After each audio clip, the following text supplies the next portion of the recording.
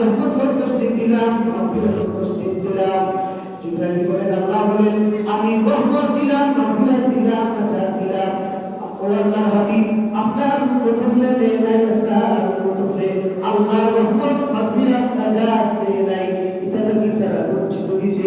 জিবরাইল বলেন ইয়া রাসূলুল্লাহ ইয়া হাবিবাল্লাহ এত শ্রেষ্ঠ, এত দামি, এত সম্মানী মর্যাদা পূর্ণ মাস হওয়ার পর ইয়া রাসূলুল্লাহ যারা গুনাহ খাতা মাফ করতে পারলো না, যাদের জবানকে নজর করতে পারলো না, যারা সুন্দর ভুল থেকে বাঁচতে পারলো না, জীবন করা থেকে বাঁচতে পারলো না, অহংকারী দাম্ভিকতা থেকে যারা বাঁচতে পারলো না, যারা সন্তুষ্ট থেকে বাঁচতে পারলো না, মিথ্যা কথা থেকে যারা বাঁচতে পারলো না, ইয়া রাসূলুল্লাহ ইয়া হাবিবাল্লাহ আমার নবীজি আল্লাহ রাব্বুল আলামিন জানিয়ে দিয়েছে এদের উপরে যেন আল্লাহ তাকে লানত বর্ষিত হয়।